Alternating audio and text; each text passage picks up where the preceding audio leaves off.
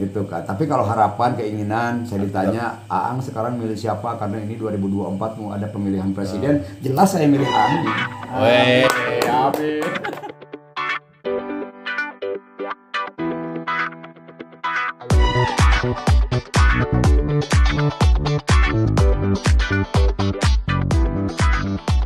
Assalamualaikum warahmatullahi wabarakatuh. Selamat malam Indonesia. Salam gotong royong.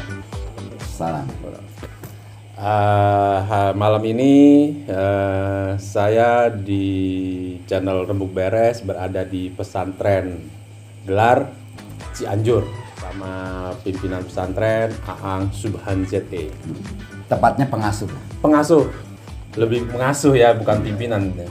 Jadi umat itu diasuh, Biasa. bukan dipimpin. Kalau dipimpin itu presiden kita nanti ya Pak. Oh, iya. 1 jam lagi. Terima kasih Aang. Jadi kita nih datang, terutama saya secara pribadi datang ke bertamu dan diterima dengan baik, walaupun baru kenal kira-kira 1,5 jam yang lalu. Ya. Saya harus mengakui adalah umat yang tidak terlalu taat. Jadi agak kaku, sempat tidak kaku, dan alhamdulillah Aang sangat menerima dan memahami background saya, walaupun teman-teman di sini ilmunya banyak yang sangat kuat ilmu agamanya. Kenapa jadi curhat saya jadi bingung. Malu ya. Karena ya tadi ketemu ulama besar. Ya. Oke. Tadi kita udah ngobrol dengan Aang, jadi saya baru mendengar istilah Aang. Ternyata di sekitaran Cianjur ya, kalau baru dijelaskan kenapa Jawa Barat lah. di Jawa Barat. Ya, di Jawa Barat walaupun saya sering kemana-mana, tapi baru hari inilah ya memahami istilah Aang. Nah, mungkin bisa penonton yang bukan orang Jawa Barat atau yang berlatar belakang Nahdlatul Ulama, mungkin kenapa sih kok dipanggil Aang oleh jamaah di Cianjur, kira-kira gitu. Mungkin bisa dijelaskan. Assalamualaikum warahmatullahi wabarakatuh. Alhamdulillah pada malam ini saya kedatangan para sahabat seperjuangan dalam menegakkan perjuangan Islam, walaupun berbeda dalam jalan yang kita kerjakan, tapi intinya sama-sama untuk satu tujuan yang sama, tiada lain mengharap ridho Allah Subhanahu wa taala. Saya di sini ditemani oleh Kang Mukti, Kang Andri, juga Kang Ahmad, ini Kang Fajar dan Kang Boeng. Ini sahabat-sahabat yang sangat luar biasa. Tiada lain yang saya lihat, sahabat-sahabat ini satu yang saya apresiasi, yaitu ingin memviralkan, kalau bahasa sekarang ya, memviralkan pesantren-pesantren. Kalau tidak didasari dengan keimanan, pastinya tidak akan mau membuat podcast tentang konteks keagamaan, konteks Islam terutama, kan gitu loh. Ya memang banyak juga yang lain kan di konteks-konteks yang lain. Seperti apa yang tadi ditanyakan, Aang itu adalah sebutan apresiasi bagi para putra ulama di Jawa Barat maupun di Indonesia khususnya. Kita kenal kalau dari Aceh ada Teuku, di Jawa Timur di Sumatera Barat ada Ungku, di Jawa Barat ada Aang, di Jawa Timur, Jawa Tengah ada Gus. Ya kan? Gus dari Ya. anak. Kalau di Bali ada Tura ya. Tura anak keturunan raja, kan gitu loh. Kalau di NTB ada Lalu ya. Lalu kalau di mana, di Kalimantan Tuan Guru dan lain sebagainya, karena kita tahu Indonesia itu ada 7.400 lebih adat dan budaya, ada 1.400 bahasa di Indonesia ini, ya kan. Pastinya Indonesia ini penuh dengan adat dan budaya yang berbeda-beda, tetapi sama-sama bertujuan yang sama. Orang Islam di Indonesia pasti mengharap ridha Allah Subhanahu wa Ta'ala. Jadi panggilan Aang itu adalah panggilan kemuliaan bagi para ulama atau para putra kiai lah, terutama putra kiai yang memang punya apa ya namanya itu, kalau istilah Gus itu di Jawa Tengah dan Jawa Timur itu panggilan Gus itu tidak sembarang Gus. Tidak setiap pesantren dipanggil Gus gitu loh. Anaknya kiai nggak semua dipanggil? Tidak semua dipanggil kiai gitu loh. Hanya kiai-kiai yang mempunyai darah biru ke atasnya. Ya. Ini bukan rasis ya. Ya, bukan. Saya menyebut darah biru itu Ya, bukan rasis, realita. tapi realita. Realita. Bahwa di Indonesia itu seperti itu. Begitupun di Jawa Barat itu panggilan Aang itu untuk para putra kiai yang mempunyai darah biru ke atasnya. Di Jawa panggilan kepada anak kiai yang perempuan itu Ning. Ya kan, untuk perempuannya Ning, untuk laki-lakinya Gus. Di Jawa Barat itu untuk laki-lakinya Aang, untuk perempuannya itu Nyimas. Oh, Ya, untuk perempuannya itu beda ya, Nyimas. Tapi kalau untuk panggilan masyhur kebiasaan itu adalah Jawa Barat itu adalah Neng. Neng. Malah kalau kita lihat di Bogor, panggilan Neng itu malah ke laki-laki.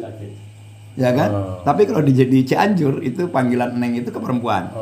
Ya kan? Di mana di Bogor itu panggilan Neng putra kiai itu Neng. kayaknya Jawa Barat bahasanya bisa beda-beda ya. Jelas dong. Beda. Sunda itu kalau menurut saya, mohon maaf ya karena saya orang Sunda, satu-satunya bahasa yang bisa mengetahui orang masuk surga, masuk neraka. Oke. Itu pendapat saya, itu pendapat Iya. saya. Boleh salah. Belum dijelaskan saya udah ketawa. Boleh salah. Jadi hanya orang Sunda. Hanya orang Sunda. Contoh gini, kalau bahasa Indonesia itu kan sedikit cara pelafalannya. Kiai sedang makan. Ada nggak bahasa makan untuk kemuliaan bagi seorang raja, seorang yang terhormat? Bahasa makan di bahasa Indonesia sama kan? Sama. Kiai sedang makan. Ya. Kucing sedang Makan. makan. Itu kiai sama kucing sama pangkatnya. Oh iya. Gitu kan. Ini bukan rasis atau karena di Hindu itu ada apa? Ada Arya, ada kasta. Ini bukan kasta sebetulnya, hanya bahasa saja kemuliaan. Kalau di Sunda Kang, itu kepada untuk kiai itu tuang. Kalau makan. Kalau makan itu tuang. Artinya bahasa yang paling halus. Ya kan? Tuang. Kalau untuk yang biasa mam. Kalau untuk yang agak kasarnya sedikit dahar. Oh. Ya kan? Tapi kalau untuk ayam itu nyatu. Nyatu kan bahasa Indonesia bersama kan. Tapi ini kalau di Sunda itu paraban hayam sina nyatuan gitu loh kan, gitu. Nyatu ya kan. Kalau untuk ini apa namanya? Entog itu lolodok. Makan itu, makan untuk entog. Kalau untuk anjing jajablom. Beda lagi gitu. Lebih loh. turun lagi. Lebih turun lagi. Artinya panggilan untuk manusia dengan panggilan untuk hewan berbeda. Kalau di Sunda. Ya. Ya kan? Di manusianya pun itu berbeda juga bagaimana kemuliaannya. Ya. Ya kan? Nggak mungkin kalau saya Aang nyatu heula kan nggak pas gitu loh. Ya. Panggilannya sudah Aang gitu loh. Kok nyatu? Ya kan? Kok Daang segala macam. Nah, sebegitu pun kenapa saya tadi sampaikan bahwa saya orang Sunda itu bangga gitu, karena Sunda itu bisa mengetahui ini masuk neraka atau masuk surga. Contoh, kalau untuk kiai di Sunda itu meninggal, itu ngantunkeun untuk orang terhormat gitu kan. Kan nembe bisa ngantunkeun baru saja beliau meninggal kan gitu. Atau kalau di bahasa Indonesia itu kan ada meninggal, ada wafat, itu pangkatnya sama, nggak ada bedanya kan gitu. Ya kan gitu. Atau mati kan hampir sama. Nah, terus ada lagi bagi orang kaya. Orang yang banyak uangnya, banyak hartanya itu bahasanya biasanya tilar dunia. Oh, untuk yang kaya. Untuk yang kaya, untuk yang punya banyak harta itu tilar dunia. Jadi meninggalkan dunianya dia kan gitu. Nah, untuk yang biasa-biasa, tokoh-tokoh biasa itu adalah pupus. Oke, Pupus ya kan. Nah, untuk yang orang amma, orang umum itu biasanya maut. Ya kan? Jadi kita maut. Tapi kalau untuk ayam, paeh untuk ayam. Kalau untuk anjing modar. Lebih turun lagi. Kalau untuk yang lain lagi jengker, koit, ya kan gitu. Nah gitu. Tapi jelas kan ngantunkeun tilar dunia, pupus, maut itu untuk manusia. Kalau untuk hewan itu tadi paeh, modar, jengker, ya kan itu untuk hewan. Tapi tidak sedikit manusia yang dia pangkatnya manusia loh. Disebutnya itu dipanggilnya modar. Disebutnya paeh. Disebutnya jengker. Ya kan? Berarti bahasa Sunda ini lidahnya orang tersebut menyebut orang tersebut itu dia sudah menyamakan orang tersebut itu dengan hewan. Tidak menyebut dengan manusia, rendah sekali. Nah, ini alasannya kenapa bisa seperti itu? Alasannya karena kembali kepada amal si manusia tersebut yang ketika hidup. Jadi kalau si manusia ini punya amal jelek, ya kan? Ya kan? Punya amal jelek, tidak pernah mau sholat, tidak mau zakat, tidak mau puasa, tiap harinya mabuk-mabukan, ya kan gitu. Misalkan di jalanan nih ada preman, misalkan nggak punya amal buat sosial gitu ya. Nggak punya amal sebagaimana yang diatur di dalam Islam gitu kan. Ada orang di tengah jalan terkenal orang ini tidak pernah sholat segala macam kan, ketabrak mobil misalkan, modar. Oh, setan. Moar penting tadi ketengar ke mobil gitu bahasanya kalau di sana begitu. Ya kan? Atau paeh gitu loh. Berarti dia sudah menyamakan dengan hewan gitu kan. Menurut saya Pak Agung bin Tawahir. Secara tidak langsung ngedoain. Bukan tidak ngedoain, enggak. hanya sebutan dalam bahasa saja. Jadi ketika dia mati seperti itu disamakan dengan hewan. Otomatis kalau disamakan dengan hewan, ini kelakuannya seperti hewan. Iya, kelakuannya seperti hewan.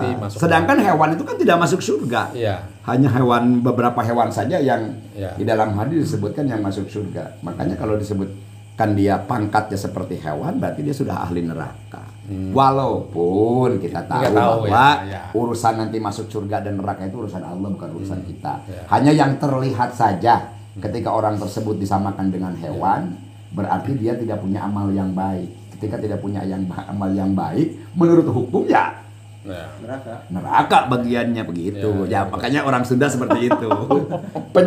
Bukan penyebutan kasta itulah. Ini realita adat lah gitu. Mungkin di daerah lain seperti Jawa juga sama. Ada bahasa-bahasa halus Jawa kan kromo inggil kan gitu loh. Dan di Sunda juga maaf gitu loh. Ada beberapa perbedaan sedikit-sedikit. Cara bahasa di Sunda, Cianjur, Banten, Bogor, Tasik, misalkan Indramayu, Kerawang itu berbeda-beda. Ya kan walaupun konteks kebanyakannya 80%-nya sama, 20%-nya bisa ada berbeda gitu. Bahasa-bahasa Sunda tersebut. itu sangat berwarna. Kaya bahasa. Bedanya itu dari intonasi, dari penyebutan atau apa. Cianjur saja di Kabupaten Cianjur aja. Ini beda. Cianjur Tengah seperti ini bahasanya seperti saya sekarang ini, intonasi suaranya. Kalau ke selatan sedikit itu sudah beda lagi. Kalau misalkan gini. Kalau pantai biasanya agak kasar. Mana? Kalau agak ke pantai. Enggak, kalau Cianjur pantai halus. Pantai halus malah? Pantai halus, tapi intonasi suaranya gitu. Kayaknya begini nih. Ini bahasa Cianjur kota ya, Cianjur saya di sini. Ketika saya bilang, hayu, kamu kesini, misalkan bahasa Indonesianya gitu. Kalau di Sunda di Cianjur sini, kadia kan gitu. Tapi kalau di selatan itu wayak. Reka mana ininya? Jadi ada intonasi seperti itu gitu loh, intonasinya yang berbeda. Padahal satu kabupaten kan gitu loh. Ini indahnya Indonesia kan gitu. Ya, berbeda-beda itu. Berbeda-beda itu. Nah, kan Aang udah jelasin nama tadi ya, terus peran Aang sebagai pengasuh dan pesantren. Dan maaf, sebutan tersebut itu bukan di aku gitu loh. Artinya saya kenal sama orang, panggil kamu saya Aang ya? Enggak. Itu dengan sendirinya saya juga. Saya nggak merasa diri saya ini Aang gitu loh. Malah saya ini malu disebut Aang itu karena ketika saya disebut Aang membawa dakwah kemanapun. Ya, baru mau saya tanya tadi tuh. Malah dijawab.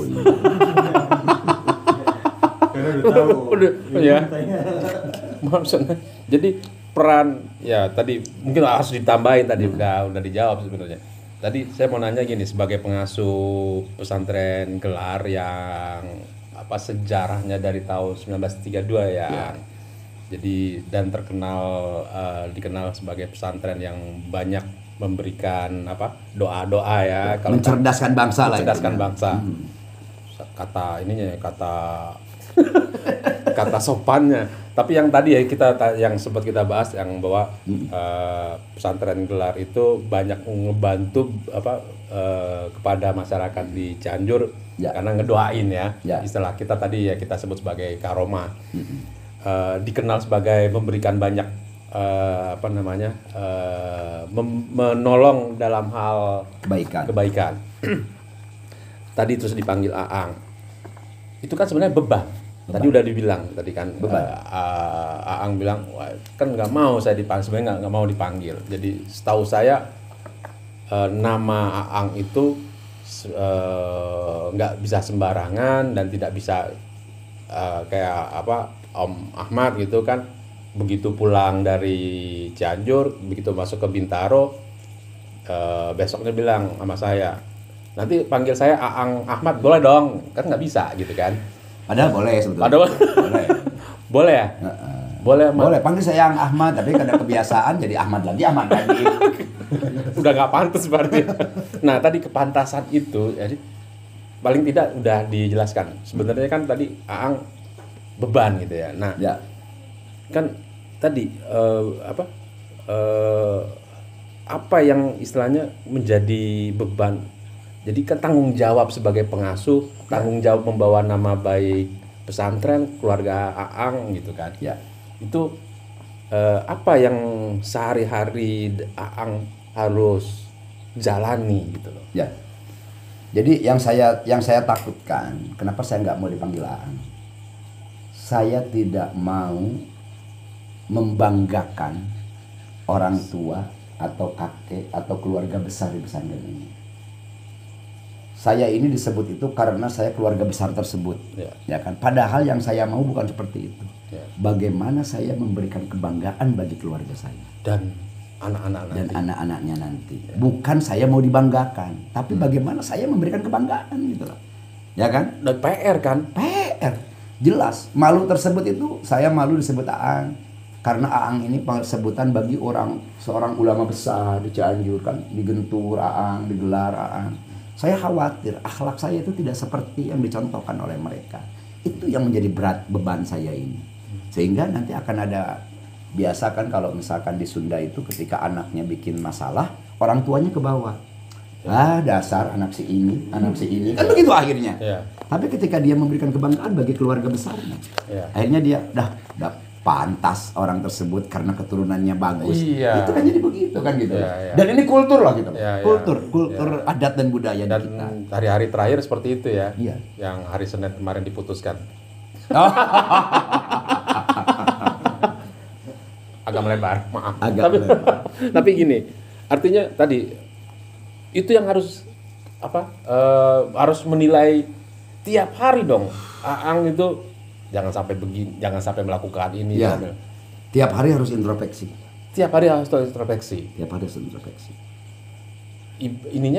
Ibadah yang ngejagain itu apa? Ya kalau ibadah ya jelas-jelas seperti biasanya aja kan. Kalau ibadah itu kan konteksnya lebih individual, nggak bisa gotong royong. Iya dong. Sebetulnya kalau gotong royong itu istilahnya berjamaah, bareng-bareng, bersih-bersih, ajang-ajang bareng-bareng, bersosialisasi bareng-bareng, itu namanya gotong royong. Betul. Dan kita diwajibkan, diharuskan. Itu sudah di dalam ayat-ayat Al-Qur'an itu dijelaskan untuk bergotong royong dalam segala sesuatu itu. Tapi konteks ibadah, artinya ada yang sifatnya bergotong royong, ada yang sifatnya individual. Ya kan gitu kan, sholat tahajud misalkan, masa harus gotong royong, ngajak orang, enggak dong, ya kan gitu. Sebaik-baik manusia itu dia manusia yang bisa menangis kepada Allah di tengah malam ketika orang terlelap tidur. Masa orang tidur harus kita bangunin rame-rame kan enggak kan gitu. Nontonin kita nangis. Nontonin kita nangis enggak begitu.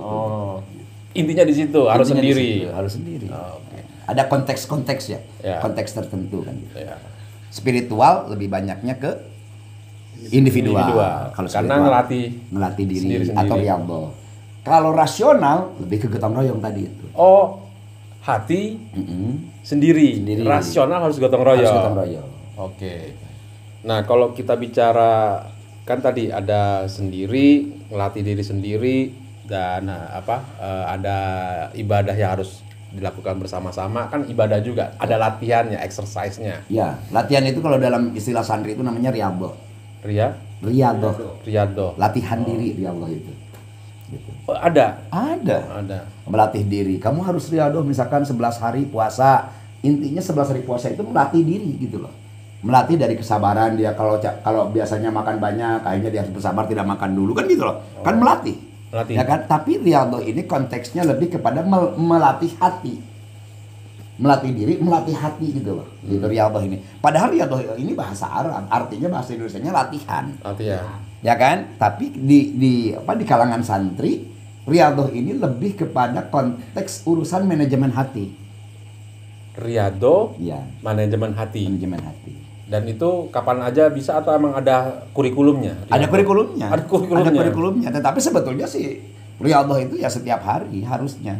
Tiap hari. Tetapi para ulama membuat kehususan dalam konteks riyadhah ini. Misalkan dia harus puasa 40 hari, dia harus puasa 11 hari. Contoh, ada salah satu ulama, kalau kamu pengen cerdas, maka anak kamu ketika umur 1-2 tahun itu harus digundulin setiap hari Rabu selama 41 hari.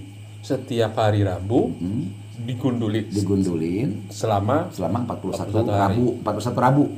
Rabu. Hampir setahun. Digundulin. Nah, ini tujuannya untuk apa gitu loh. Nabi aja tidak mengajarkan begitu kok. Iya, ya kan? Saya baru dengar. Iya kan? Baru dengar juga kan? Gitu loh. Bid'ah apa? Ya bid'ah kata mereka. Kata mereka. Ya kan. Kalau di kita di kalangan Ahlus Sunnah wal Jamaah itu bid'ah itu terbagi menjadi 2 bagian. Jadi ada bid'ah dhalalah, bid'ah yang menyesatkan, ada bid'ah hasanah yaitu bid'ah kebaikan. Contoh bid'ah kebaikan itu dulu zaman Rasul nggak ada beduk kan? Ya kan? Nah, sekarang ini untuk mengetahui kita sholat itu dengan azan ada speaker, ada suara keras dengan speaker ya. Di kita ini masih pakai beduk. Di sini. Beduk. Di pesantren saya pakai beduk. Tong torong tong tong tong. Nah, itu menandakan bahwa ini adalah sholat zuhur misalkan. Tapi di pesantren saya untuk sampai ke sholat zuhur itu ada kohkol namanya itu, kentungan. Jadi jam 11 itu ada kentungan dulu, jam 11 tuh. Tang tang tang tang tang tang tang tang tang tang tang tang tang tang tang tang tang, nggak ada beduknya. Oh ini jam 11. Artinya dia sudah harus berhenti dari segala aktivitas, mempersiapkan diri beribadah sholat zuhur. Itu pesantren kita. Jadi ada keliling apa? Enggak, di masjid. Di masjid aja. Karena kentungan di masjid itu kalau sudah dikentungin ke sini kedengar. Ini jarak dari sini ke masjid itu sekitar 100 meter. Itu kentungan beduk kedengar sampai ke sini. Kedengar. Nggak pakai speaker. Nggak pakai speaker. Jadi intinya di pesantren saya ini tidak ada speaker. Nggak boleh. Ya sudah dari dahulu kala. Ya kan? Sudah dari dahulu kala orang tua kakek itu tidak memperbolehkan adanya speaker tersebut. Apakah ada amanah dari? Kalau amanah sih kalau menurut saya lebih nggak ada ya, lebih kepada adat sepertinya. Budaya tradisi, sudah lebih ada tradisi. Kepada tradisi gitu loh. Walaupun memang ada di beberapa pesantren yang lebih ke amanah. Ya kan punya dalil bahwa ini memakai speaker ini haram misalkan gitu loh gitu. Tapi kalau bagi saya enggak, karena saya kalau keluar itu dimanapun saya pasti pakai speaker. Ya kan karena umat yang begitu banyak dengan suara hiruk pikuk di luar yang begitu. Ini saya berceramah nggak pakai speaker ya sakit juga tenggorokan kan gitu loh gitu. Artinya ini haramnya pakai speaker tidak haramnya seperti berzina kan gitu loh. Kalaupun orang berpikir bahwa ini dosa ya ini dosa kecil lah. Bisa dengan istighfar juga hilang misalkan itu baru pandangan saya gitu. Beda dengan pandangan yang bahwa ini memang betul-betul haram itu beda lagi. Artinya lebih ke melestarikan tradisi aja. Nah, saya lebih setuju itu. Saya lebih setuju melestarikan tradisi. Melestarikan tradisi pesantren supaya terjaga dari hiruk pikuk dunia kan seperti itu mungkin. Melestarikan tradisi itu agar kalau tradisi dilestarikan sebenarnya kan tujuan cuma satu, kita nginget masa lalu. Betul. Artinya gini, tradisi yang dijaga oleh Aang itu untuk nginget biar kangen dengan kentungan, biar kangen sama beduk. Enggak, saya kalau seperti itu lebih taat kepada orang tua saja. Karena orang tua tidak pakai ya saya ngikutin tidak pakai. Sementara saya nggak tahu dalilnya. Nggak ada dalilnya juga ya. Ada Ada. dalil-dalilnya ada, tapi saya sendiri nggak tahu Nggak tahu. dalilnya gitu Oh. loh. Kalau ini haram, kalau ini halal, karena apa? Kalau buat dalil juga agak susah. Ada zaman Rasul belum ada speaker, Oh. ya kan? Kalau berbicara bid'ah memang bid'ah speaker itu. Ya. Ya kan, karena tidak pernah dicontohkan oleh Rasul. Aja saya pakai sarung aja nih bid'ah.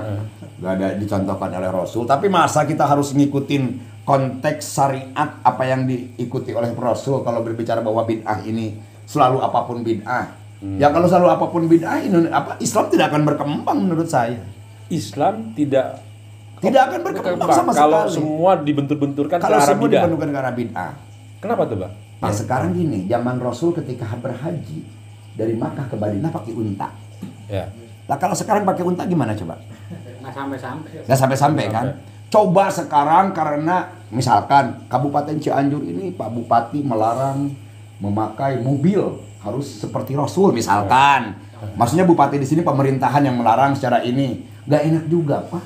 Misalkan kita pakai kuda, terus gak pakai aspal, tai kuda di mana-mana, Ya. pasti gitu kan? Ya. Ketika kuda diam dia harus dimakanin rumput, wah berabe juga gitu loh. Ya. Ya kan, jadi intinya ketika zaman sekarang ini ya kita gunakan konteks zaman yang ada tanpa berbenturan dengan syariat Islam.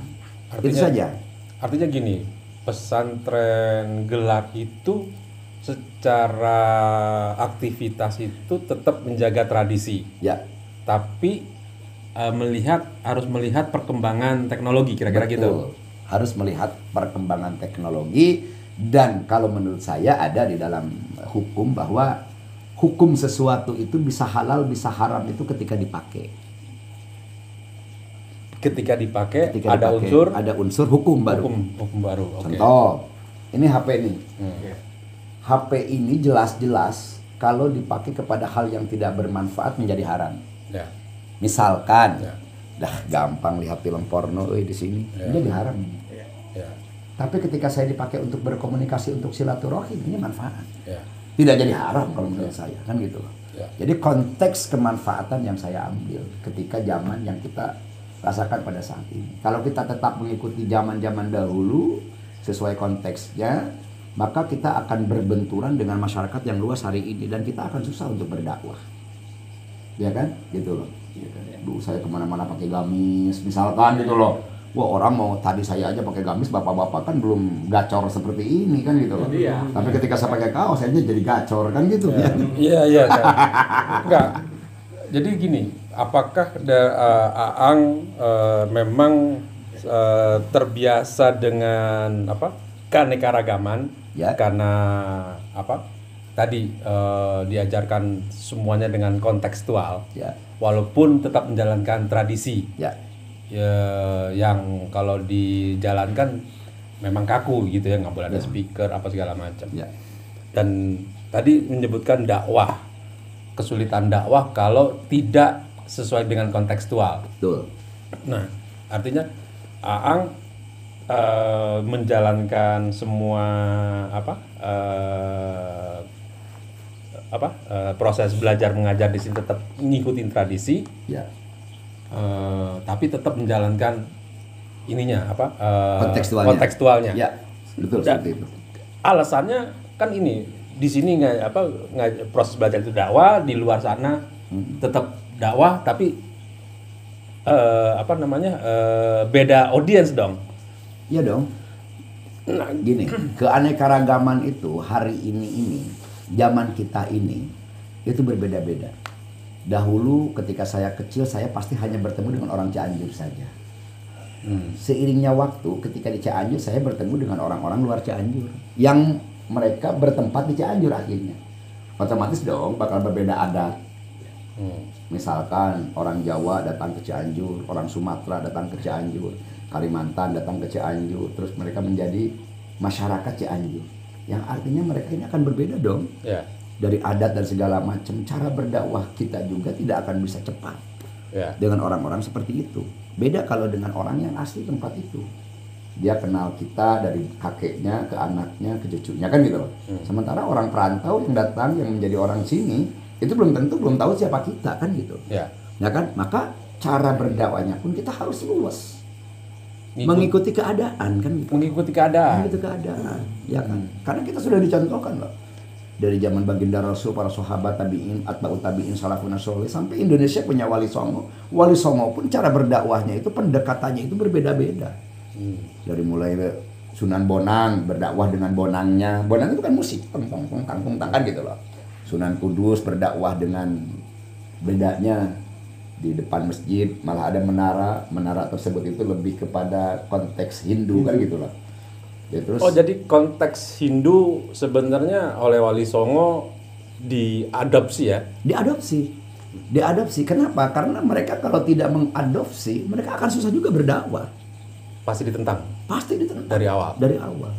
Sehingga kita diberikan contoh dari Wali Songo, kita punya sunan orang Indonesia asli, yaitu Kalijogo. Sunan Kalijogo. Karena kan kalau yang lain Sunan Gresik, Sunan Kudus, Sunan Ampel itu kan dari luar.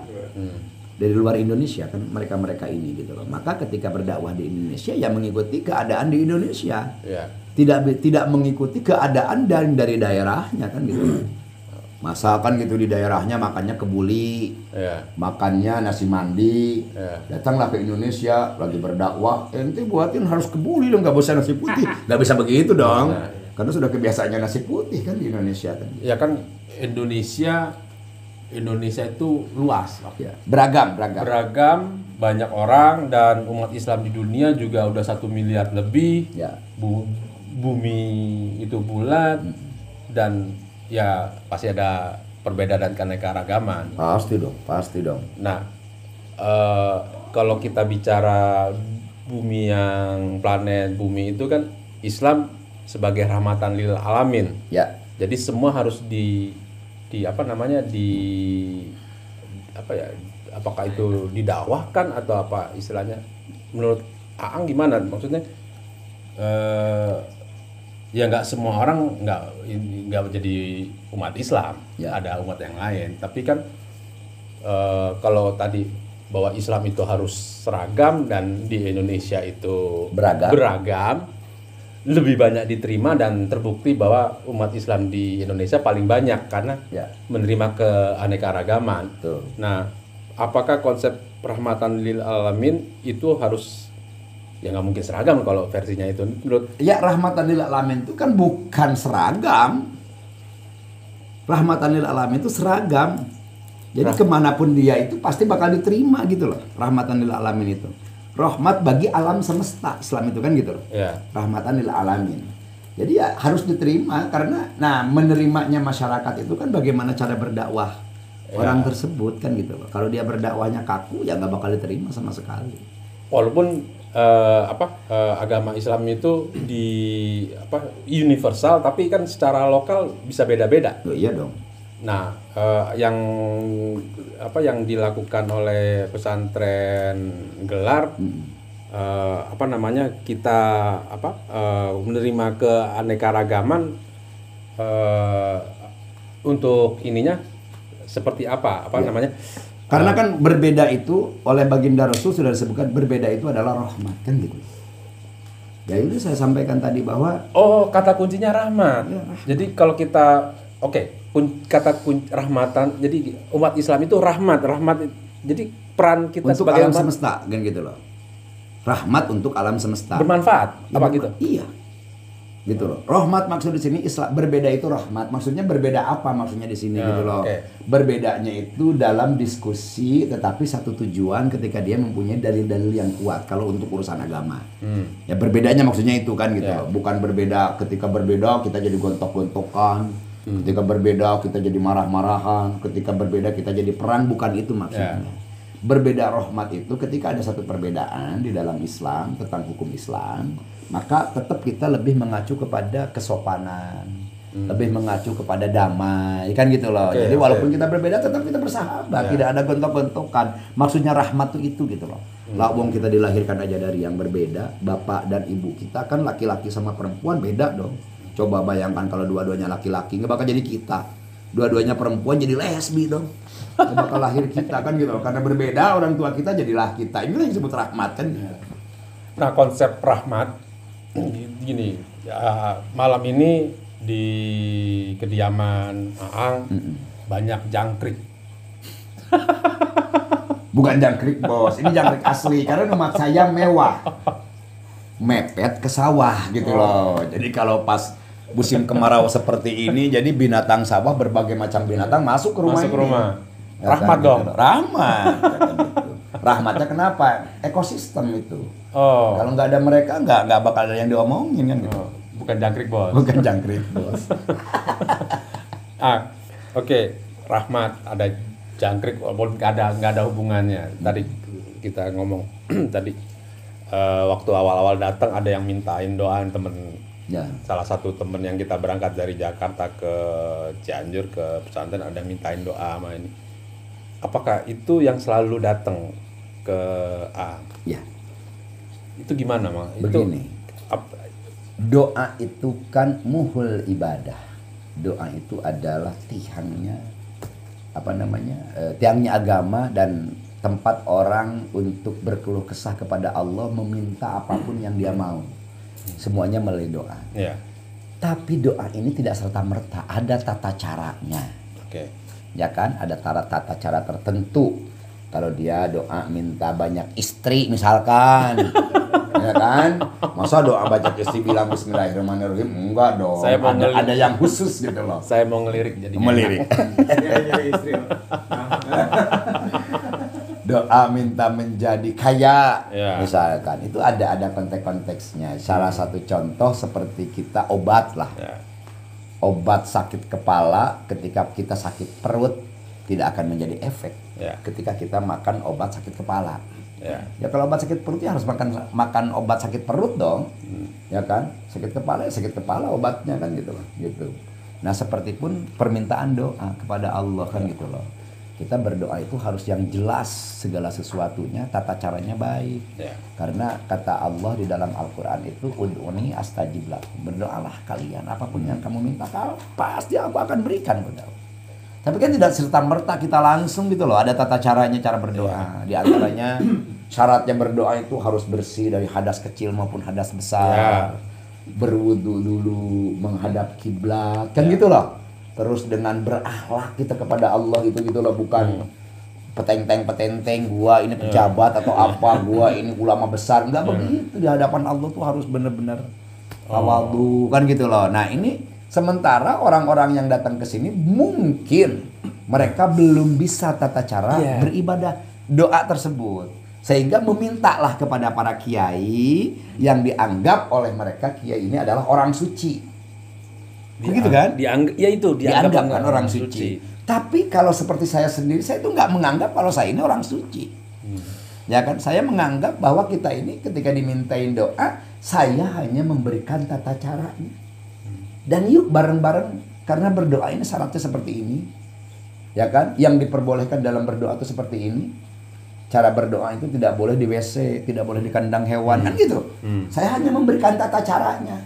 Sementara urusan doa ini dimakbul, diterima dan atau tidaknya itu sudah urusan Allah, sudah bukan urusan kita. Ya kan, kita hanya memberikan menunya saja gitu loh. Ya kan, aduh saya tuh pengen kaya, saya tuh pengen bikin soto misalkan.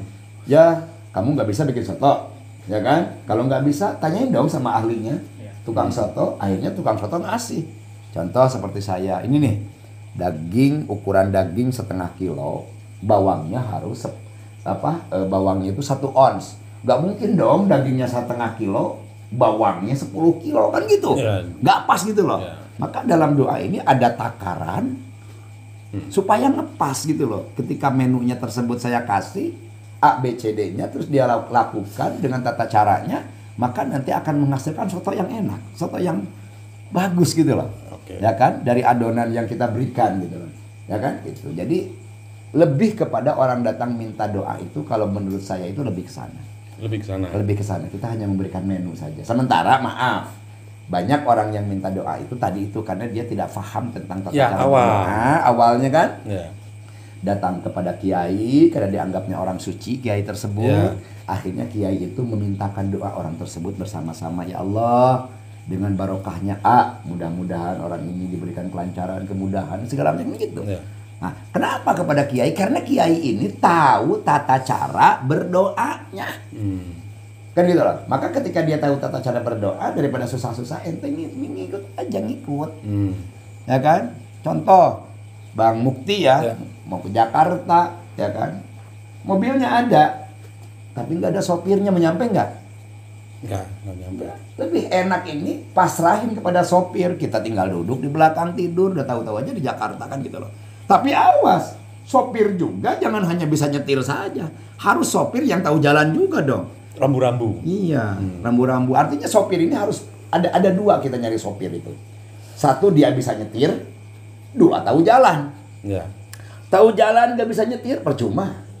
Bisa nyetir saja nggak tahu jalan juga percuma. Nyasar juga. Nyasar juga. Akhirnya kita harus cari Yang sopir yang tahu jalan.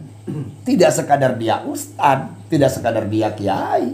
Ya kan gitu loh. Dia harus tahu, satu, akhlak kiainya juga kita harus tahu. Jadi penumpangnya tinggal tidur. Tinggal tidur. Jadi Sampai enak lah dong. kepada- Jadi Lah, iya dong. umatnya Aang. Oh, bukan umat saya gitu loh. Bukan Minta doain emang. bukan tinggal tidur. ini konteksnya lebih bukan, artinya begini. Ketika saya bilang begitu, ini akan viralnya itu udah lo jadi kiai aja atau gimana, nggak Iya. begitu juga gitu loh. Artinya dalam konteks keseharian, kalau Anda sudah tahu dalam bidang tata cara beribadah, ya lakukan sendiri saja. Lakukan sendiri. Tapi kalau tidak tahu ya kenapa nyusahin diri? Tapi kan- mending ikut gitu loh kepada yang tahu kan gitu. Setahu saya teman yang tadi minta sebenarnya tahu tata caranya. Nah, Cuma mungkin nggak yakin, dia minta tolong sama Aang. betul. Nah, maka Itu gimana? dalam ketika orang yang dia tahu tata cara berdoanya, berarti orang ini hanya orang ini mencari keyakinan. Oh, nggak yakin. Iya, karena begini, masalah yakin itu gini, Pak. Bapak sholat di sini, Ya, yakinnya kepada Allah berapa persen? yakin ya. Mungkin kalau saya Ya, 5%. 5%. Tapi ketika Bapak sholat di depan Ka'bah berapa persen, Pak? Bisa naik jadi 60 kali. Ya, 60%. Berarti tempat ini menentukan dong keyakinan. Ya, Oh, tempat menentukan keyakinan dong. salah satu Salah satu tempat. tempat. Kan doa tuh harus yakin, khusyuk kan gitu loh. Oh, jadi saya datang dari Jakarta ke Cianjur itu menambah keyakinan. Menambah keyakinan. Sudah mah jauh, Oh, ngeluarin uang juga, gitu loh. Makanya keyakinannya tambah. Beda dengan ketika kita tidak memperjuangkan, di rumah saja berdoa, ya kan? terus nggak yakin kan? Iya. Sedikit gitu loh cara keyakinannya. Beda dengan kalau kita berpindah tempat. Ya. Ya coba Bapak jauh-jauh dari Jakarta, misalkan minta doa kepada kiai. Apa susahnya, udah aja di Jakarta, nggak usah ke Telepon, kiai. telepon berarti nggak ada effort, Nggak nggak ada ada usaha. effort, nggak ada usaha gitu loh. Jadi saya nggak boleh telepon, doain. Nggak boleh. Nggak boleh. Kalau Harus minta datang doa sini. nggak boleh, harus Nggak datang ke sini. Itu termasuk orang yang males dong. Oh, Mau Walaupun enaknya tahu- aja. Gitu. Karena ada usaha itu. Karena ada usaha itu, dengan adanya usaha itu maka tambah keyakinan gitu loh. Bahkan bukan urusan masalah ini kan Apakah banyak. termasuk juga nama pesantren gelar itu ada pengaruhnya? Ada juga? pengaruh dong, ya kan? Ada pengaruh untuk menambah keyakinan gitu loh. Tadi maaf Ang, jadi sebenarnya doa itu bisa dijabah atau enggaknya tergantung seberapa besar keyakinan kita sama Allah gitu. Kan Allah itu sebagaimana perasaan umatnya ya. Berarti kalau kita yakin sebenarnya pasti akan diijabah. Jadi seberapa besar keyakinan kita itu akan menentukan doa kita diijabah atau enggaknya gitu. Betul. Betul gitu ya? Betul. Tetapi setiap doa itu pasti Allah ijabah. Hanya 70% disimpan di langit, 30% diberikan di dunia. Doa itu ada ijabah seumur hidup sekali dia. Ada yang setahun sekali, bahkan ada setiap detik dia berdoa selalu diijabah. Nah, itu. Setiap detik. Ini yang setiap detik dijabah ini nih, yang tertarik nih. Tapi ini khawatir gitu loh, ketika Allah memberikan ijabah terus tanpa usaha, akhirnya ini akan mewariskan kepada keangkuhan dan kesombongan orang tersebut. Oh, Ya nggak kan? boleh sombong. Bahkan sombong gitu loh, bakal sombong ketika semua keinginannya. Oh, nggak boleh sombong, Sok. Gitu. Jadi perjuangan di sini kepada orang ini, kita kan berbicaranya nih ammah ya, umum. Oke. Karena kalau di kita ini terbagi nih. Ada umum, ada khusus dong. Iya Kayak dong. gitu ngomong umum. dulu Ada lah. khawasil khawas, ya kan? Ada khawas, ada ammah. Ada khusus daripada khusus, ada umum. Yang kita bicarakan umum di sini konteksnya. Karena tidak bisa kita menggait seseorang untuk disamakan dengan kita, karena kita berbeda. Berbeda ilmu, berbeda keyakinan, berbeda pendidikan, berbeda adat dan segala Ya macam. bahasanya beda. Nggak Bahasanya nyambung beda. berarti. Artinya ketika orang dia datang dari jauh untuk menemui kiai, tiada lain itu mengharapkan barokah kiai tersebut. Itu dia. Kenapa? Karena kiai ini pikiran orang tersebut dia dekat dengan Allah. Oke. Nah sekarang Bapak di Jakarta kira-kira 24 jam ingat kepada Allahnya berapa menit kan gitu loh. Pertanyaannya kan begitu kan? Kalau kiai itu jam 2 sudah, jam 3 sudah bangun, berwudu, mandi, sholat tahajud, ya kan? Dilangsungkan dengan subuh, pada subuh baca Al-Quran. Setelah baca Al-Quran sampai jam 6 ada sholat isyraq 2 rakaat. Sampai jam 8 sholat duha. Setelah sholat duha sholat berjamaah zuhur. Ini kapan aktivitas kiai di luar ibadahnya kan gitu loh. Sehingga orang berpikiran bahwa oh ini orang suci kan gitu. Karena apa? Karena jauh dari maksiat. Ibadah terus. Ini soal keyakinan, bro, kan gitu kan? Oke, bro. Soal keyakinan. Kok dianggap Nggak. bro kan?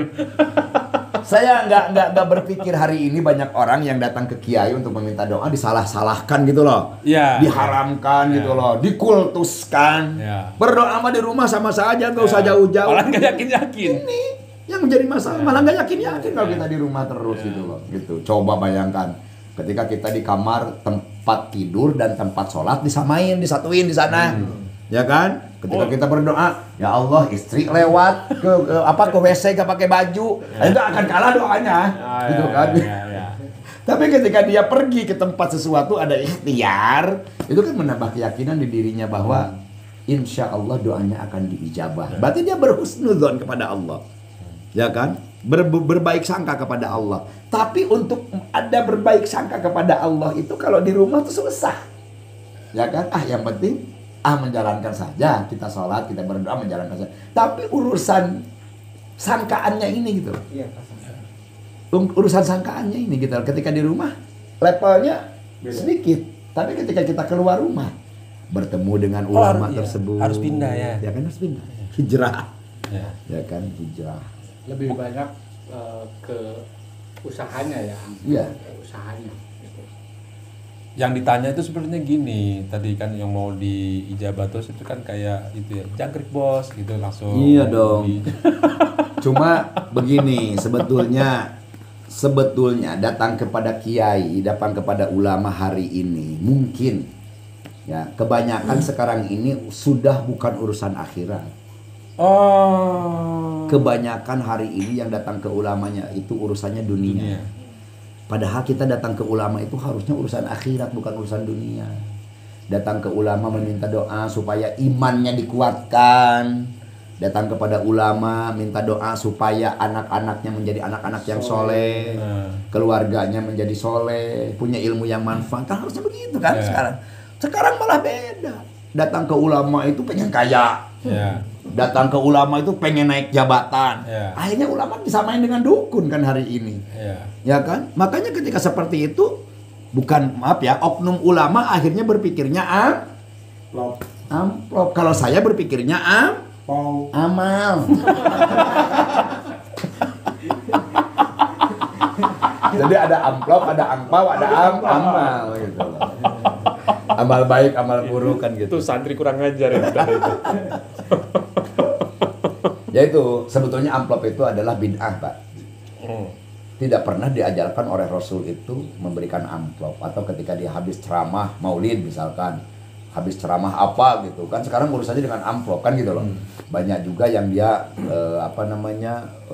ngaku dia ustadz, ketika berceramah harus DP dulu, ya kan, harganya ditaktor kan gitu loh. Banyak yang kayak begitu hari ini kan gitu loh. Kalau di pesantren-pesantren klasik seperti saya itu udah nggak ada kayak begitu. Mereka berdakwah itu sesuai norma-norma sawah gitu ya. Iya gitu loh gitu. Jadi kalaupun ada yang ngasih, ya kan, amplop atau apa, ya itu bonus saja kalau menurut saya kan gitu loh. Bukan tujuan gitu loh. Ulama-ulama di kampung, kiai-kiai di kampung, yang punya pesantren-pesantren klasik itu sudah tidak ada ukuran untuk urusan masalah itu tadi. Bahkan, ya kan, contoh seperti saya Pak, mohon maaf ya, saya diundang ceramah yang berangkat dari sini 100 kilo. Mohon maaf, ada waktu nggak tanggal anu? Ada. ceramah ya Ang di tempat saya, misalkan ceramah Maulid, ceramah Isra Mi'raj, ceramah Ramadan atau apa, oh siapa enggak? Enggak nanya dia itu berapaan harganya, enggak ada. Ya kan? Bahkan kalau urusan begitu kita suka nombok, Pak. Ya kan? Saya berangkat bensin misalkan 300.000, sopir 200.000, makan di jalan misalkan 200.000 kan gitu loh. Ya kan? Akhirnya kita habis uang di jalan aja sudah 700-800.000. Sementara dia ngamplopnya 1 juta misalkan, dapat untung cuma 200.000 gitu loh. Padahal perjalanan kita jauh segala macam kayak gitu. Nah itu sudah tidak menjadi pikiran. Ikhlas aja yang kita lakukan seperti itu. Yang penting kita bertemu dengan umat, menyampaikan agama, selesai kan gitu loh. Jadi kalau ada orang minta didoain sama Aang, langkah pertama tuh ikhlas, karena Aang ikhlas kira-kira gitu ya. Begitu. Jadi matchingnya tuh sama-sama harus ikhlas. Sama-sama harus ikhlas. Urusan tadi dia ngasih uang, itu mah bonus, beda, bukan tujuan. Gitu. Nah, tadi mau lupa. Tadi gini, Aang punya peran yang tadi ngejaga nama pesantren. Dan sekarang udah mau menjalankan banyak hal. Ada sekarang ngapain aja di kesibukan Aang? Alhamdulillah kan hari ini saya keluar dari pesantren itu sama-sama berdakwah, berniat berdakwah. Saya alhamdulillah di Cianjur ini menjadi sekretaris Tanfidiyah PCNU Kabupaten Cianjur. Di MUI juga saya berkhidmah menjadi wakil ketua Infokom MUI Kabupaten Cianjur. Infokom itu informatika. Informatika. Ya. IT. Oh, berarti pesantren tradisional tapi perannya IT. Iya dong. Sedang IT kan gitu. Iya, saya ini kan berhati Makkah, berotak Jerman kalau saya. Iya. Oke, jadi peran 2 itu sekarang. Iya. Nah, itu yang peran tadi 2. Nah, NU secara tradisional berarti sekarang ini dong lebih ngurusin ulama. NU tuh ngurusin ulama apa ngurusin umat sih? Yang ngurusin umat dong. Kan tapi namanya Nahdlatul Ulama. Nahdlatul Ulama itu kan ketika dibuat kebangkitan para ulama. Oh, kebangkitan para ulama. Karena ini sudah menjadi lembaga, sudah menjadi perkumpulan, masa sih ulama terus yang di ini? Ya kan? Di NU itu ada 18 lembaga yang ngurusin kesehatan, lembaga kesehatan. Ngurusin pesantren, Rabithah Ma'ahid Islamiyah, ngurusin dakwah, lembaga dakwah. Ngurusin fatwa, lembaga Basul Masail. Ngurusin umat, ada lembaga kemaslahatan, kemasyarakatan LKKN. Gitu. Banyak peran-perannya. Juga ada badan otonom. Ya kan di luar jalur kita dia punya jalur sendiri. Kayak Ansor, ya kan. Dia punya peran 2. Punya lembaga namanya di jalur Ansor sama Banser. Ada juga Muslimat, itu ibu-ibunya, emak-emaknya kan gitu loh. Ada Patayat, itu kan ibu-ibu mudanya. Urusan pelajar ada untuk laki-lakinya ada IPNU, untuk perempuannya ada IPPNU, itu pelajar kan itu. Urusan kemahasiswaannya ada PMII, Pergerakan Mahasiswa Islam Indonesia gitu loh. Urusan nelayannya ada SMNU, urusan buruhnya ada Serikat Buruh gitu. DNU tuh semua elemen ada. Ang lulusan mana sih, Ang? Gitu. Saya dulu sekolah SD. Setelah SD saya langsung nyantren, tidak masuk ke sekolah formal ya, tapi lebih di pesantren. Nggak boleh sama orang tua? Kira-kira seperti itu. Kira-kira seperti itu. Jadi di pesantren saya itu dahulu itu sekolah tidak diperbolehkan, ya kan? Harus pesantren. Speaker tidak boleh, TV dan segala macam tidak boleh. Oh, gitu jadi kan. nggak sempat nonton TV? Nggak sempat saya. Kalau nonton TV keluar pesantren. Oh, Nyari oh yang berarti boleh. Boleh untuk saya maksudnya. Oh, bandel. Iya. Bandel. Lalu saya pesan pesantren, terakhir saya tahun 99 saya di Pekalongan di Habib Lutfi. Oh, Ya, saya ikut Habib Lutfi selama 6 tahun bolak-balik dari Cianjur ke Pekalongan. Karena saya sendiri ini aslinya Kudus, Jawa Tengah. Bapak saya itu masih keluarga besar lah di Kudus itu dengan katanya dengan Kanjeng Sunan Kudus itu masih ada keluarga lah keturunan kan gitu loh di Kudus itu. Jadi dahulu ketika bapak saya umur 12 tahun, bapak saya itu kan hafal Al-Quran. Dan suaranya bagus. Kalau beliau bersolawat, kalau beliau melanggungkan Al-Quran itu bagus. Sementara Pangersa Mamang Gelar, ya kan, pesantren di sini ini sering jebjaro ke Wali Songo. Ketemulah dengan bapak saya, diajaklah bapak saya ini untuk nyantren di sini. Asalnya tidak diperbolehkan sama orang tuanya, tapi ketika jarah kedua kalinya, katanya ikut. Umur 12 tahun bapak saya ke sini. Dijadikanlah anak bapak saya ini. Di Cianjur ini oleh beliau. Beliau ini belum punya anak waktu itu. Ya kan? Dinikahinlah bapak saya itu dengan ponakannya Pangersa Mama Gelar ini. Nah, Pangersa Mama Gelar ini adalah cucu dari pendiri pesantren ini. Jadi saya ini adalah generasi ke satu Mama Haji Ibrahim, kedua Haji Subandi, ketiga Pangersa Umi Haji Asi Aisyah, ibu saya 5 saya ini generasi kelima dari 1932 tadi yang pertama didirikan pesantren ini. Sebetulnya kalau berbicara pendiriannya bukan 1932, sebelum 32, tapi 500 meter dari tempat ini ke sebelah barat. Bahkan tahun 1800-an pesantren ini berdiri. Sudah ada. Tapi 1932 buyut saya dari sana itu memindahkan ke sini pada 1932. Jadi akhirnya dihitungnya 32 itu karena kepindahannya ke sini. Kalau urusan berdiri sudah sebelum 32 sudah berdiri. Berarti sekitar 1800-an. 1800-an lebih. Gitu. Bahkan kan buyut saya ini keturunan Raden Arya Wiratanudatar Cikundul. Ya, jadi di Cianjur ini ada seorang ulama juga bupati pertama Kabupaten Cianjur namanya Raden Arya Wiratanudatar. Itu di Kecamatan Cikalong. Nah, buyut saya ini keturunannya. Jadi nenek saya itu keturunan ke-7 dari bupati dan ulama besar tersebut yang bernama Raden Arya Wiratanudatar itu. Kalau dilihat dari keturunannya, ya kan. Bahkan kan kalau melihat keturunan itu kan seperti kalau yang di Jakarta itu yang punya Universitas Jayabaya tuh. Bapak Muslim Tahir. Muslim Tahir itu punya istri. Ya kan, ibu itu masih keturunan dari Cikundur, sama dengan kita. Makanya dulu ketika beliau masih ada, setiap mau lebaran suka datang ke sini gitu loh, bagi-bagi angpau. Ya kan kalau mau lebaran kan begitu kan, bagi-bagi anak-anak datang kasih gitu loh. Itulah Indonesia kan. Sekarang jarang kayak begitu, Pak. Sudah diganti TF. Iya. Saya kira berhenti. Angponya TF sekarang. Iya. Nah, lulus Habib Lutfi ya, betul. Di situ. Ya, terakhir. Sampai tahun 2005 saya juga nyantren di pesantren-pesantren klasik ya kan. Dulu ke Habib Lutfi itu ikut Jumat Kliwon gitu loh, bawa jamaah dari sini ke sana gitu kan. Lalu setelah selesai saya menikah tahun 2007.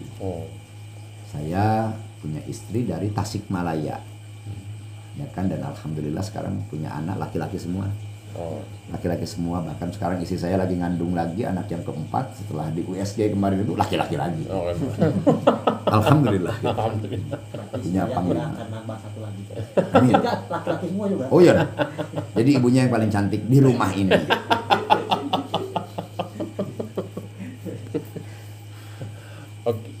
Jadi berarti klasik semua ya. Terus belajar IT-nya dari mana? Ya otodidak. Kalau menurut saya santri-santri klasik itu loh, pinter itu, jago-jago itu. Belajar dari YouTube. Belajar dari apapun, karena kan senang belajar gitu loh, tidak ada batasan cara belajarnya kan gitu loh. Budaya belajarnya itu ya, otodidak. Karena apa? Karena kalau menurut saya santri itu lebih terjaga segala sesuatunya. Di pesantren itu kan diajarkan pertama jam 3 subuh harus sudah bangun. Sholat tahajud berjamaah, sholat subuh, ngaji. Sholat berjamaah, ngaji lagi, sholat berjamaah, ngaji lagi. Bahkan makan itu kan Di sini itu makan sendiri, masak sendiri, pakai daun pisang makan di sini itu anak santri itu. Sampai sekarang. Ngaliwet namanya itu. Ya kan? Tidak modern kan gitu loh, gitu. Oh, Lebih disiplin Om. lebih disiplin. Lebih disiplin cara belajarnya gitu loh. Beda dengan maaf ya gitu. Cekokin. Kalau dulu itu kenapa kakek saya sekolah itu tidak memperbolehkan, karena kalau sekolah itu cara belajarnya itu disatuin. Jadi dalam satu ruangan laki-laki dan perempuan kan bersatu. Sedangkan dalam Islam itu kan tidak boleh, itu kan ghair mahram begitu. Gitu. Tapi maaf ya, bukan tidak memperbolehkan sekolah, enggak. Gitu. Cuma tata caranya dulu kakek saya berpikirnya seperti itu. Kalau dia nyantren, dia kan lebih terjaga cara belajarnya gitu. Bahkan produk-produk pesantren, produk-produk santri, lihat saja sekarang.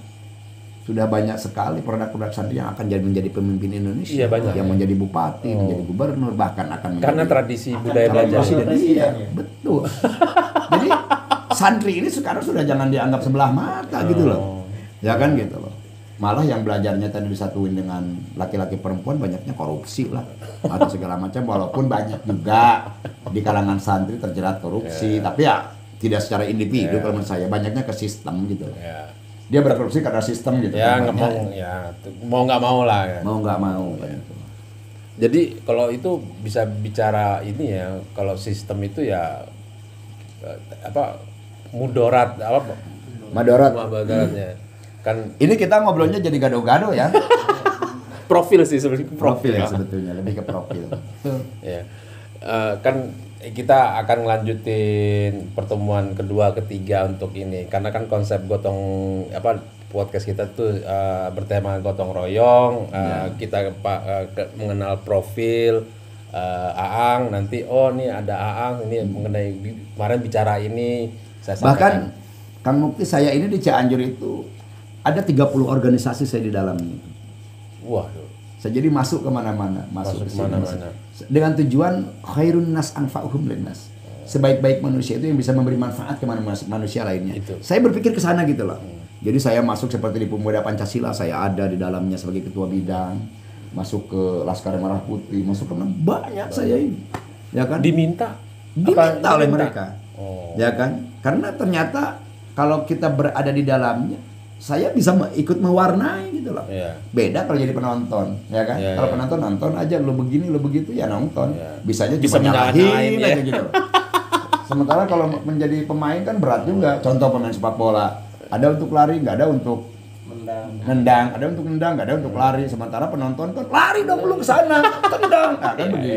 Nyala-nyala. Jadi sekarang ini saya lebih baik menjadi pemain lah daripada penonton gitu. Masuk ke ranah itu. Jadi alhamdulillah karena diberikan kepercayaan di beberapa organisasi di bidang-bidang yang lain, ya saya berharap saya bisa bermanfaat sebelum saya mati kan gitu loh. Jadi cara kerjanya Aang itu nggak mau jadi penonton, harus jadi pemain. Harus jadi pemain. Keterlibatan harus ada. Harus ada, karena saya sebagai santri kan gitu loh. Gitu nilai santrinya nilai santrinya yang harus kita kedepankan gitu. Jangan dianggap sebelah mata.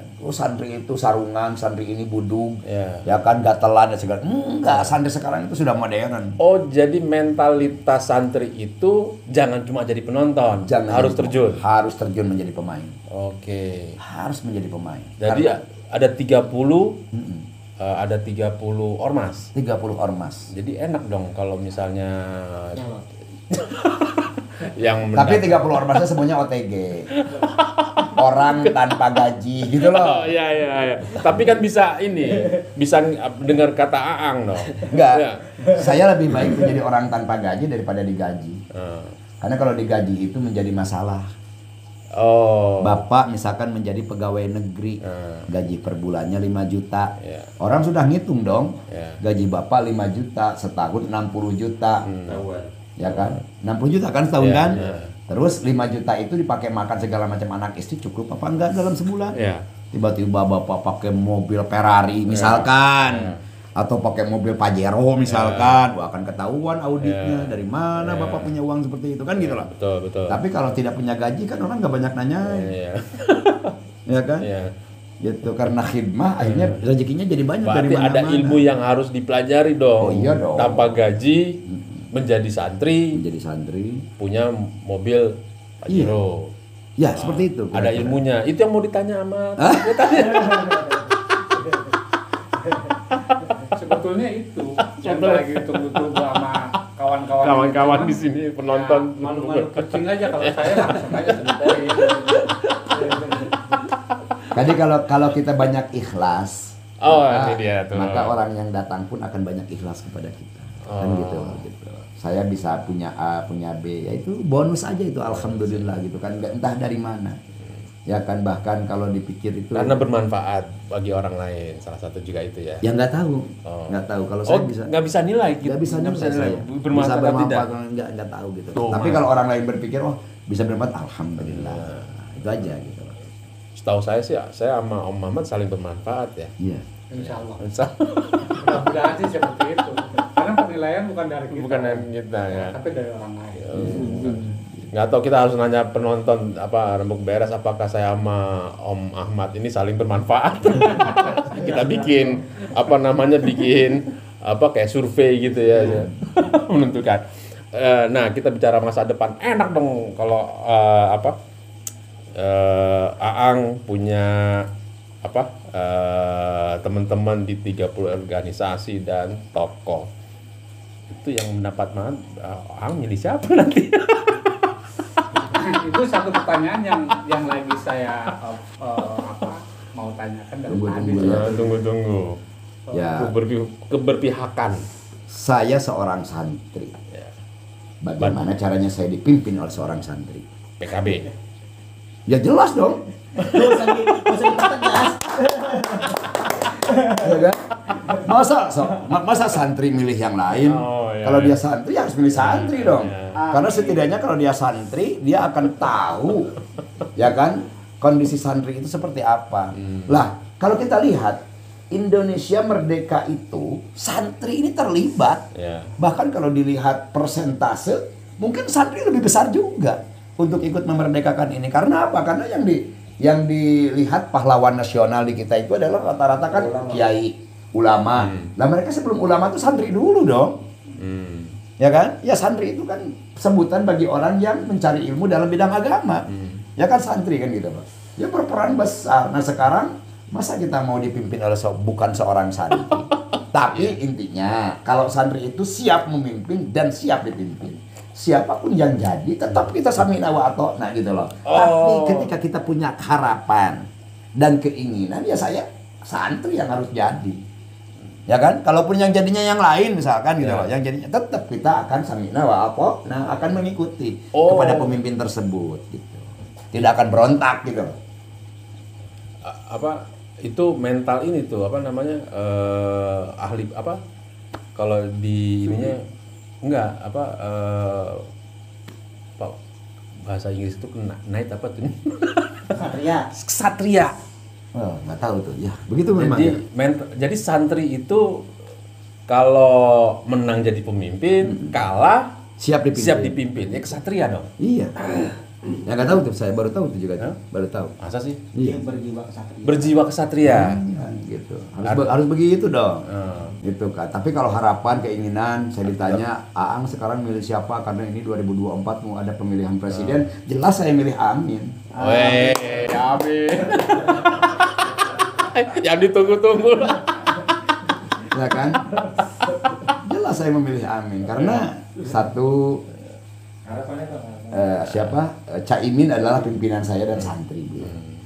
Anies Baswedan juga cucu dari seorang pahlawan nasional Pak Abdurrahman Baswedan kan gitu loh.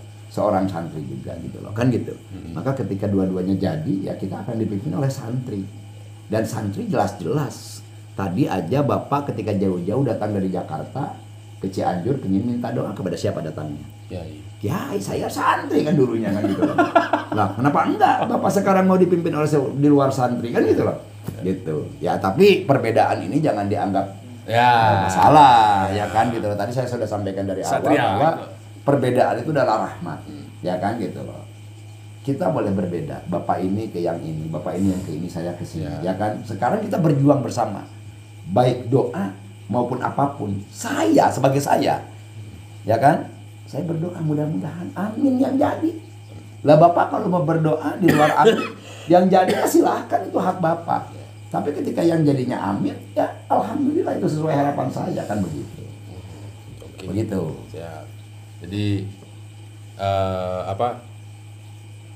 hampir udah 1 jam kali ya kita bicara, memang ujungnya itu tadi. Podcastnya. Ya nggak apa-apa lah. Nggak apa-apa ya. Ini kan lagi musim tahun politik. Kalau Ya, kita pun kita nikmati ya. kita nikmati. Gini, di NU itu tidak boleh berpolitik, ya kan? NU itu tidak boleh politik. Kenapa? Karena ya amanat undang-undang dasar bahwa berpolitik itu harus melalui partai, tidak bisa melalui ormas kan gitu loh. Maka orang NU tidak akan berpolitik. Tapi yang bekerja di NU ini, yang menjadi orang-orang NU ini kan punya hak politik dong. Secara kelembagaan tidak boleh berpolitik, tapi orang-orangnya punya hak politik karena warga negara Indonesia. Kan gitu loh. Kalau berpolitik ya silahkan Anda secara pribadi, bukan atas nama lembaga. Lembaganya full, tidak boleh berpolitik sama sekali. Sudah diamanatkan dalam ADART-nya kan gitu. Ya. Orang-orangnya nggak bisa dong. Ya. Sebagai warga negara Indonesia dia punya hak politik tersendiri kan gitu. Ya. Jadi kalaupun saya ditanya sekarang berpolitik kemana, ya saya Ini berharap berdoa. Karena santri. Karena santri ya saya Ya. nikmat kalau saya dipimpin oleh santri. Oke, pesan-pesannya di musim politik ini apa untuk kawan-kawan kita semuanya yang ada di sini ataupun yang di luar? Ya, saya berharap begini, Indonesia melakukan pesta politik 5 tahunan ini bukan kali ini saja. Sudah beberapa yang dilewati kan gitu, dari mulai di zamannya Orde Lama, terus Orde Baru kan, reformasi. Kita sudah pengalaman lah dalam berpolitik ini. Tahun politik menjadi masalah dari lembaga yang lain, dari ormas yang lain, dari orang-orang yang lain, gontok-gontokan. Sebetulnya kalau menurut saya itu tidak usah seperti itu, karena ini 5 tahunan gitu loh. Ya kan? Kalaupun Anda berbeda ya kita tetap berteman gitu. Ya kan, tadi beda itu rahmat gitu. Kita tetap berteman, dan mudah-mudahan ya kan siapapun yang jadi ketika nanti memimpin Indonesia itu yang terbaik. Karena siapapun dia yang menjadi calon hari ini itu adalah putra-putra terbaik bangsa ini. Pasti. Betul. Ya kan? Putra-putra terbaik bangsa ini. Ketika dipimpin oleh si A, ya samina wa atona. Ya. Ketika dipimpin oleh si B, ya samina wa atona. Janganlah pesta politik itu dijadikan ajang perpecahan. Ya kan? Janganlah pesta politik ini dijadikan ajang masalah. Ya. Tapi kan jadikanlah ini perdamaian untuk memilih pemimpin ke depan yang insya Allah akan lebih baik lagi. Oke, siap. Oke, masih banyak yang harus kita dalami lagi. Nanti kita akan ketemu lagi, Ang. Minta izin kita nanti di masa depan kita ketemu lagi. Insya Allah. Bisa silaturahmi lagi. Nanti saya keliling lagi konsep gotong royongnya. Nanti kita tadi ketemu ini gimana kita. Bahkan saya mikirnya begini lah. Kalau dia ngaku seorang santri, tidak memilih pemimpin santri, dipertanyakan ke santri.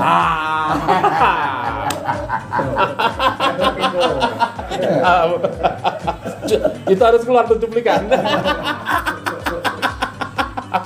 Itu gongnya yang menarik, itu hebat tuh gongnya. Terima kasih Ang.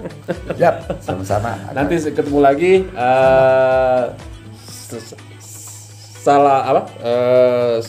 Selamat malam Indonesia, salam gotong royong. Assalamualaikum warahmatullahi wabarakatuh. Salam warahmatullahi wabarakatuh.